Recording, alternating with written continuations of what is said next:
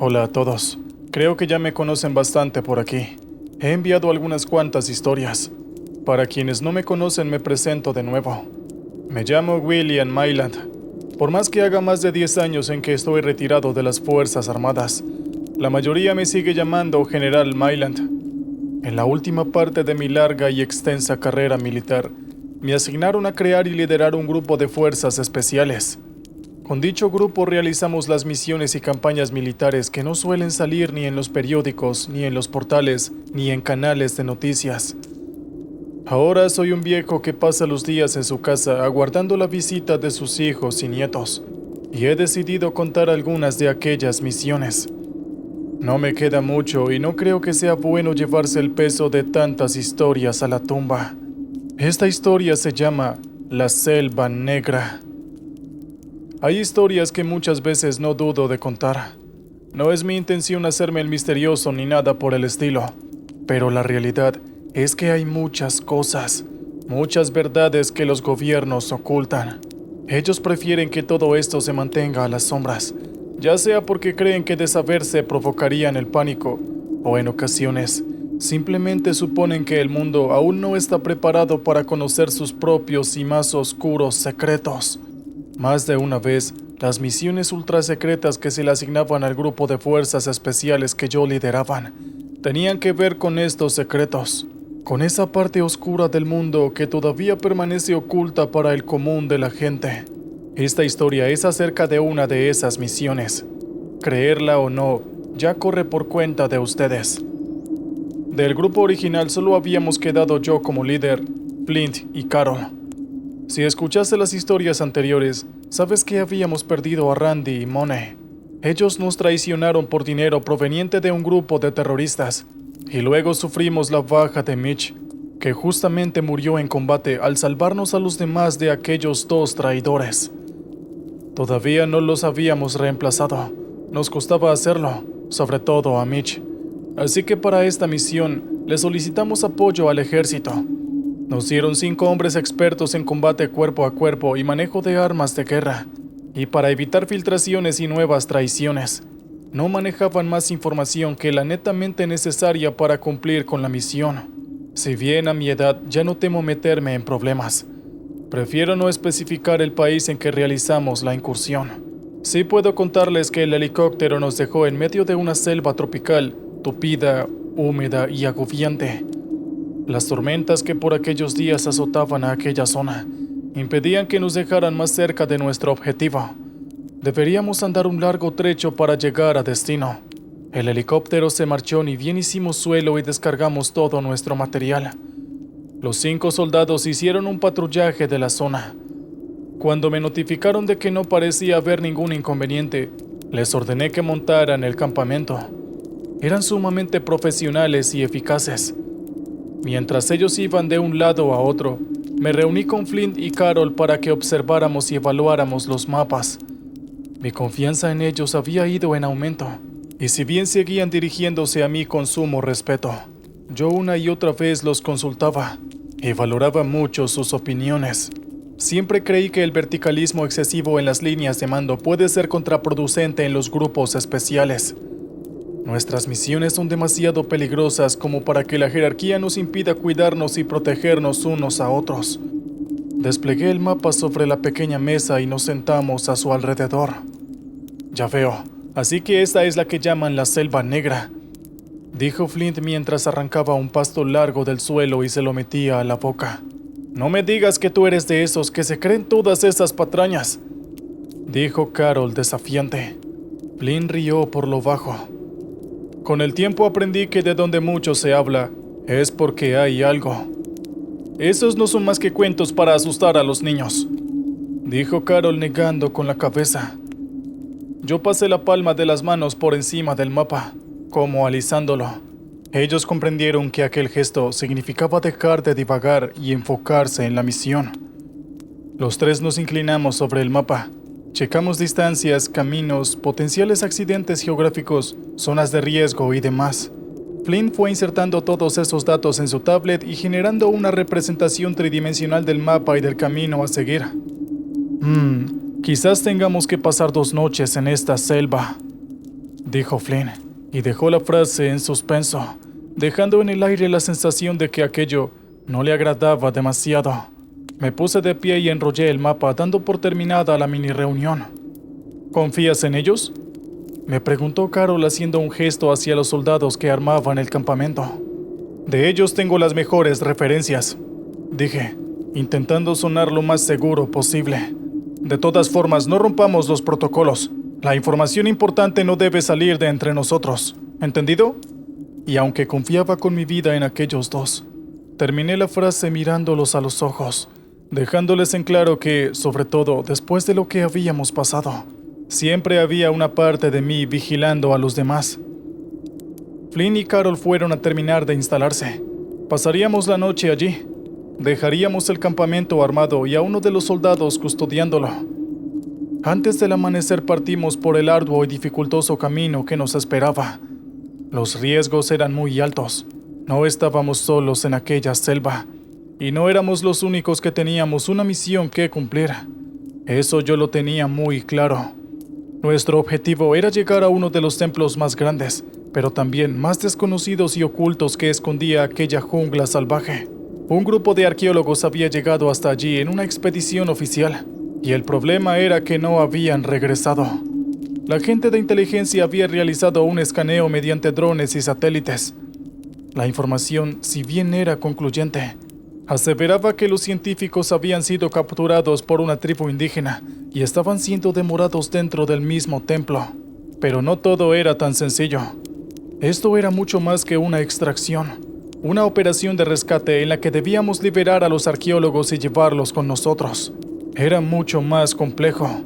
Los arqueólogos no habían llegado hasta el templo solo por una investigación antropológica o algo así.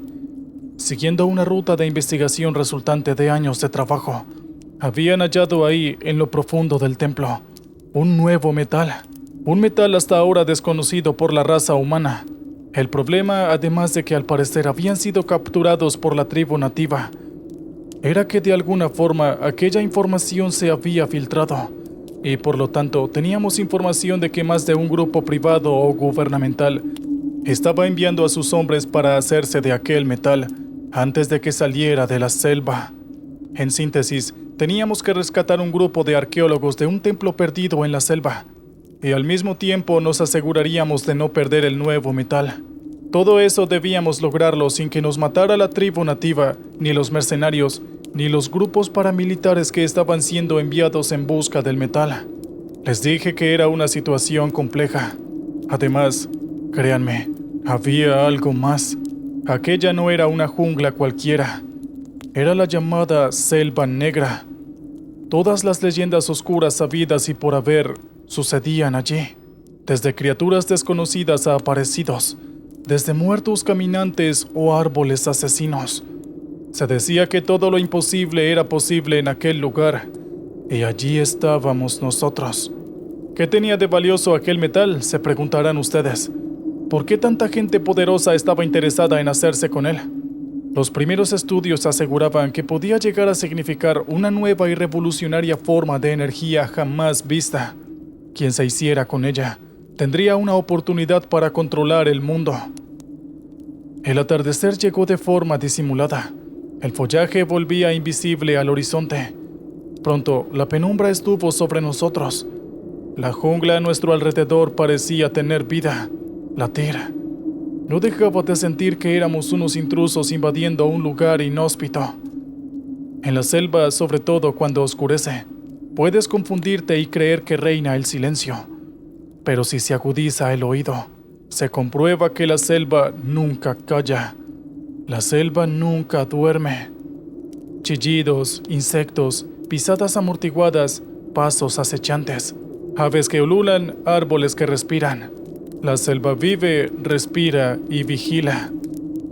Después de una cena fría, de ninguna forma pensábamos encender un juego que delatara nuestra ubicación. Organizamos turnos de guardia en parejas. Flint, Carol y yo preferimos estar separados, acompañados cada uno por uno de los soldados. De esa forma podríamos tratar de conocerlos mejor y al mismo tiempo vigilarlos. Yo hice el primer turno acompañado por el soldado que respondía al nombre de Milton. No conversamos mucho. La mayor parte del tiempo estuvimos separados por varios metros, girando en círculos alrededor del campamento. En todo momento se mostró enfocado y muy respetuoso de mi jerarquía. Su cuerpo atlético, su forma de moverse y llevar las armas, su capacidad de sigilo y vigilancia, hacían pensar que realmente era un gran elemento.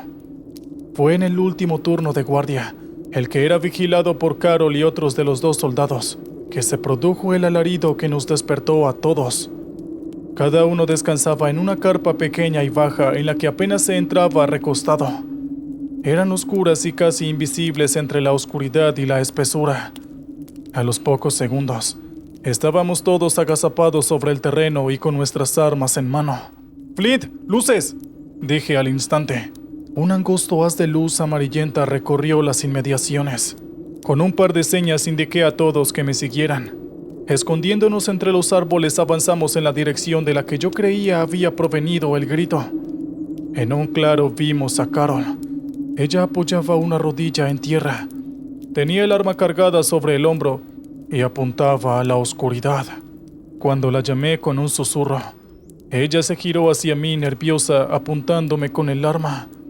Yo creí que me dispararía en ese mismo instante. En ese entonces yo conocía a Carol desde hacía más de 10 años. Era una profesional intachable, una agente excepcional y dueña de una valentía increíble. Sin embargo, la máscara del miedo que le vi aquella vez no se la había visto nunca en los 10 años que llevaba de conocerla, y tampoco la volví a ver. Cuando me reconoció, pareció relajarse levemente. Se acercó hacia nosotros, pero cada un par de pasos vigilaba la oscuridad hacia la que apuntaba unos segundos atrás. Le indiqué a los demás que vigilaran los alrededores. «¿Dónde está tu compañero?», le pregunté. «Se lo tragó», dijo, mirándome fijo a los ojos. «¿Quién? ¿Qué demonios pasó?», insistí desconcertado. «La selva», dijo, y volví a ver el miedo en su rostro. «La selva se lo tragó». Nos reunimos en el campamento. Algo más calmada, Carol explicó cómo ella también escuchó el alarido que nos había despertado a todos, y cuando volteó hacia donde estaba su compañero, vio como una especie de tentáculo negro se lo llevaba y lo desaparecía entre los árboles. Yo vigilé la mirada de los soldados mientras Carol hablaba. No titubearon, no mostraron emoción alguna, no vi temor. Ordené que nos separáramos para movernos. Estábamos a 1 hora por delante de lo que habíamos planificado. No tenía sentido aguardar. Quizás iniciando el camino al templo encontrásemos algún rastro o pista del soldado desaparecido. Flint organizó con Milton, que era el soldado que quedaría en el campamento, el canal de comunicación que mantendrían abierto. Milton debería servirnos como ancla de radio. Si las cosas se complicaban, si necesitábamos apoyo, si lográbamos el cometido y debíamos notificar la extracción, él debería encargarse de ello. Finalmente comenzábamos el camino cuando todavía no había ni rastro del amanecer en el cielo. Caminábamos en fila india. Yo conducía el grupo. Flint, que constantemente chequeaba el mapa virtual, caminaba atrás de mí. Íbamos en silencio. Yo percibía el nerviosismo del grupo marchando entre nosotros. Las cosas no habían empezado para nada bien. Al poco tiempo de haber amanecido, el calor ya era sofocante. La humedad complicaba la respiración, y los insectos eran inmunes a cualquier tipo de repelente que usáramos. La mayor parte del camino no era sendero, por lo cual constantemente teníamos que detenernos o alterar la marcha para poder avanzar entre los árboles, troncos caídos, zonas rocosas y desniveles pronunciados. Cuando el sol estaba por encima de nuestras cabezas, nos detuvimos para hidratarnos y comer algo. A cada paso que dábamos, cada metro que avanzábamos, la selva negra se volvía más compleja e impenetrable. No habíamos recorrido ni siquiera la mitad del camino y ya estábamos visiblemente agotados. Al menos era un alivio que lo frondoso de la arboleda nos protegiera del azote directo del sol. Comimos y bebimos en silencio. Yo era consciente que no podíamos demorarnos mucho. Flint me aseguró de que si no nos deteníamos demasiado, podíamos llegar al templo al amanecer. Estaba por ordenar que nos levantáramos y continuáramos, cuando de pronto escuchamos el zumbido. 1, 2, 5, 10 flechas con sus correspondientes puntas incendiadas se clavaron en la tierra rodeándonos. Uno de los soldados se incorporó por reflejo al mismo tiempo que tomaba su ametralladora. Yo intenté alcanzarlo y evitar que se levantara, pero no lo logré. Disparó una ráfaga y en un segundo la flecha número 11 se clavó de lleno en su pecho. Cuando el cuerpo cayó entre nosotros, las partes de sus ropas comenzaron a envolverse en llamas. Miré a un lado y al otro. No se veía a nadie por ningún lado. Obviamente el ataque con flechas me remitió a la tribu indígena que supuestamente tenían capturados a los arqueólogos. En cuclillas nos alejamos del fuego que comenzaba a diseminarse. Vigilamos las copas de los árboles, pero nuestro enemigo era invisible. Nos refugiamos detrás de una roca. Todos me miraron esperando que fuera yo el que dijera qué hacer. Por lo menos, las flechas habían dejado de caer, aunque el fuego comenzaba a crecer. Hasta el momento teníamos un soldado en el campamento, un desaparecido y un muerto. Definitivamente las cosas no marchaban bien. De un momento a otro, toda la selva negra pareció quedarse en silencio.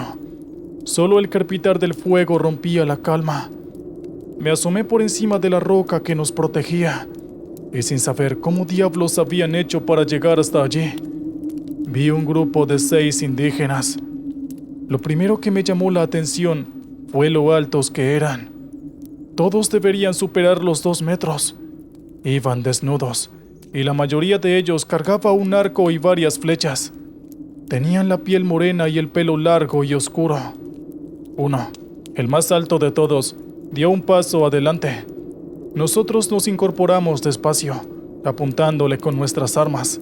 Sentí la tensión en el gatillo de un soldado que estaba a mi lado. Le susurré que no se le ocurriera disparar. Algo me decía que a nuestro alrededor habían muchos más de ellos. El que había dado un paso al frente continuó avanzando hasta quedar frente a mí. Estiró un brazo y me tendió una nota. Me miró a los ojos y luego retrocedió hacia los suyos sin dejar de verme.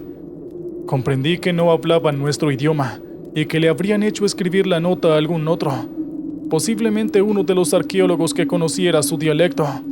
Cuando ellos me vieron leer la nota, con una celeridad impresionante, desaparecieron entre los árboles. Recuerdo percibir la respiración agitada de mis compañeros. ¿Qué dice la nota?, preguntó Carol a mi espalda. Levanté la nota y les mostré el papel grueso y grisáceo, parecido a un cuero. En él, en rojo, probablemente con sangre, estaban escritas 5 palabras. Váyanse, la noche es muerte. Más allá de que la situación era de lo más complicada, no teníamos en verdad demasiadas alternativas. Yo decidí que seguiríamos adelante. Al menos debíamos constatar si el grupo científico seguía con vida. Avanzamos durante horas. La jungla parecía intentar por todos los medios que nos siguiéramos adelante. Antes de que el anochecer llegara, tuvimos que vadear un río de cauce violento y recorrer una pasarela natural que rodeaba un risco con su correspondiente precipicio. Cuando la penumbra ya lo inundaba todo, Flynn nos comunicó que había perdido cualquier tipo de contacto con Milton. El ánimo del grupo estaba por el piso. Buscamos un lugar en donde descansar, en el que no nos pudieran sorprender por la espalda. Nos apoyamos en una especie de cerro. A unos pocos metros había una caverna que Flynn revisó desde afuera y dijo que parecía estar vacía. La idea era descansar por 1 hora y luego continuar, no dormir. Si los cálculos estaban bien, quizás podríamos llegar al templo antes de que el sol saliera, aunque creo que ninguno de nosotros era demasiado optimista con tener una noche tranquila. Nos secábamos el sudor del día, cuando de pronto escuchamos el sonido de disparos que rompió la noche. Trepamos el cerro en el que nos estábamos protegiendo, y luego de subir un poco, pudimos ver lo que sucedía. Era un grupo de sicarios. Claramente los identificamos por sus atuendos y armas. Seguramente alguna empresa los había enviado para robar el metal que supuestamente habían encontrado los científicos. Los hombres, entre los gritos de terror, disparaban salvajemente a diestra y siniestra. Desde la oscuridad de la selva brotaban apéndices, tentáculos negros que atacaban a los hombres, y se veía que eran inmunes a las balas. Algunos eran engullidos por la negrura de la selva, otros eran lacerados. Los tentáculos los partían literalmente al medio, dejando charcos de sangre sobre la tierra. Entiendo que ahora, al contarles esta historia, se me nota bastante tranquilo, pero créanme que en ese momento no podía creer lo que mis ojos veían. Observé a mis compañeros y vi que todos estábamos de la misma forma, incrédulos y aterrados. Las historias de la Selva Negra no eran todas patrañas. Una de las mayores mentiras sobre el liderazgo es aquella que afirma que el líder no debe asustarse, sino mantener el control. Nada más falso que eso. El verdadero líder se prepara para reaccionar, aun cuando siente el miedo y el aliento de la muerte en el cuerpo. Di un grito para que mis compañeros despertaran. Luego bajamos del cerro. Mi primera intención fue escondernos en la caverna, pero cuando nos asomamos, vi que la oscuridad allí dentro parecía revolverse, como si estuviera tomando forma. Las tripas de la selva estaban allí. Corrimos, rodeamos el cerro. Pudimos ver cómo la oscuridad acababa con los últimos de los sicarios. Se escuchaban cada vez menos disparos y gritos de dolor aislados. Corrimos desesperados, y eso no nos permitió evaluar correctamente el terreno. Nos golpeamos contra los árboles. Nuestros tobillos se torcían con las irregularidades del suelo. Ramas angostas nos rasguñaban el rostro y los brazos, pero por nada del mundo queríamos detenernos. Pero por más que corríamos, no dejábamos de estar dentro de la selva, y aquella selva estaba viva. Un tentáculo de oscuridad salió de entre medio de una enramada y vino directo hacia mí. Me lancé al suelo lo suficientemente rápido para poder esquivarlo, pero el tentáculo me pasó por encima e inmediatamente rodeó primero el cuello y luego la cintura de uno de los soldados de apoyo. El hombre gritó desesperado y vi el horror en sus ojos, y un segundo después desapareció entre los árboles con un fuerte crujido, como si en algún lugar le hubiesen roto todos los huesos. Llegó la lluvia. Nosotros continuamos corriendo. Ya solo éramos 4, Flint, Carol y yo, y el último de los soldados, el que se hacía llamar Red. No puedo asegurar por qué fue, pero de alguna forma la selva nos concedió la posibilidad de seguir adelante. Yo estoy seguro de que si lo hubiese deseado, podría haber acabado con nosotros en un minuto. Con el transcurso de las horas todo se volvió más difícil. El agua ablandaba la tierra y nuestros pasos se volvían más lentos. Nos estábamos empapando y lo que parecía al principio ser un alivio contra el calor se había transformado en un frío que nos calaba los huesos. Apenas un dejo rojizo brillaba en el cielo nocturno, cuando por primera vez vimos el templo. Era impactante. Tenía forma piramidal. La roca marrón estaba desgastada por el tiempo. De entre las miles de grietas nacía pasto y plantas. En cada cara podían verse numerosas entradas y aberturas, pero quedaba bien en claro cuál era la entrada principal.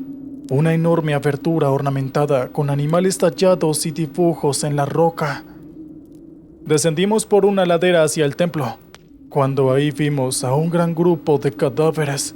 Evidentemente, por sus uniformes camuflados y el armamento que estaba desperdigado entre las plantas, era un escuadrón militar.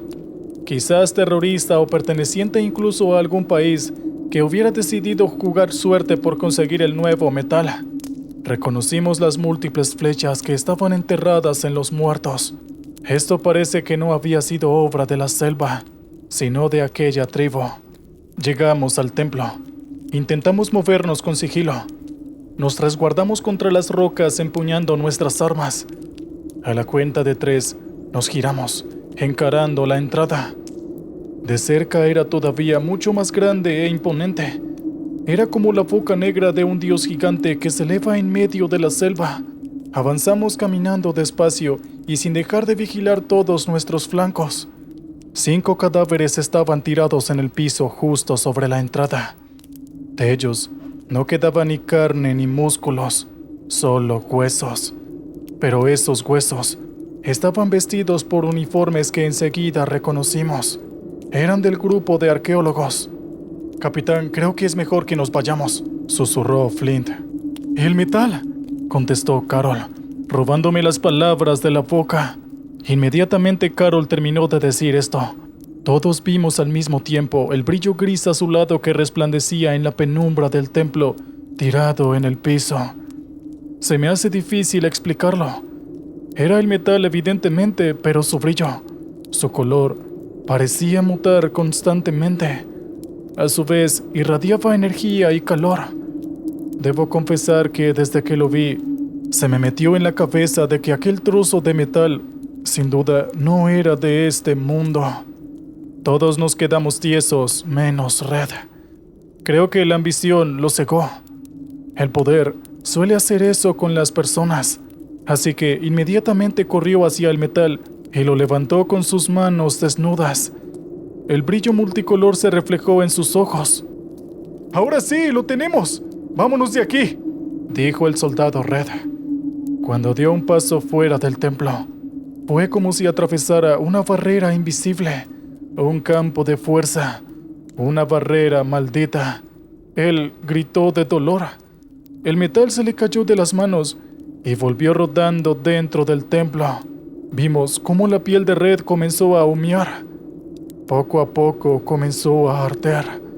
Cayó de rodillas y luego rodó por el pasto, y su piel se iba derritiendo en jirones, consumiéndose y desapareciendo. Es como si le hubieses tirado encima un baldado de ácido. Fue solo cuestión de segundos para que Red solo fuera otro esqueleto víctima de aquella maldición. Conseguí moverme antes de que Carol y Flint salieran del shock. Cuando ellos me vieron tomar el metal con ambas manos, me gritaron, pero yo los calmé con un gesto. El metal era cálido y se veía cómo cambiaba de colores a mi tacto. No pensaba sacarlo del templo. Me adentré. Vi una especie de altar que sostenía una superficie de metal dorado en el centro. Subí hasta allí y coloqué el metal con delicadeza. Y ahí, el metal parecía brillar más que nunca. Flint, Carol y yo salimos del templo. Afuera nos estaban esperando los nativos altos con sus arcos, pero ellos no nos apuntaban. El líder volvió a acercarse a mí.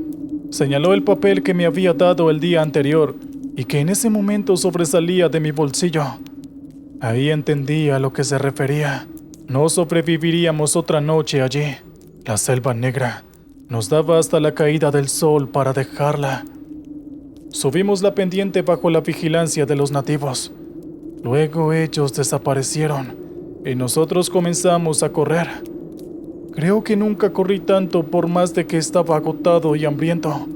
Pero los tres sabíamos de que era la única forma de lograrlo. No tendríamos otra oportunidad.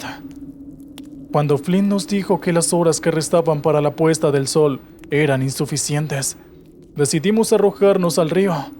Los tres nos abrazamos a un tronco, y así, casi sin armas y sin recuperar nada de nuestro equipo, conseguimos dejar la selva negra a tiempo para que su oscuridad no acabara con nosotros. Un día entero sobrevivimos arriba de ese tronco, hasta que desembocamos en el mar. Al poco tiempo fuimos rescatados por un pesquero. Tardamos un día más en llegar a tierra firme. Las fuerzas armadas ya nos habían dado por muertos. A mis superiores les dije que habíamos encontrado a los arqueólogos, que habían sido asesinados por las violentas tribus nativas que también habían acabado con más de un grupo guerrillero y militar. Les dije que habíamos llegado al templo, pero que no habíamos encontrado ni una sola señal del metal, y que a esa altura yo dudaba de su existencia. Al día de hoy, sostengo que hay poderes que es mejor que no sean dominados por nadie. Obviamente preferí no hablar de aquella especie de espíritu oscuro que habitaba aquella selva, ya que si yo llegaba a hablar de ese tema sin apenas pruebas, era muy probable que me tildaran de loco. Tal vez de la misma forma en que ustedes no crean esta historia que les estoy contando. Pero eso en este momento de mi vida ya no me importa. Nunca en mi vida, ni por todo el oro del mundo, ni siquiera por la gloria que pueda representar cualquier medalla de honor, volvería a esa selva negra.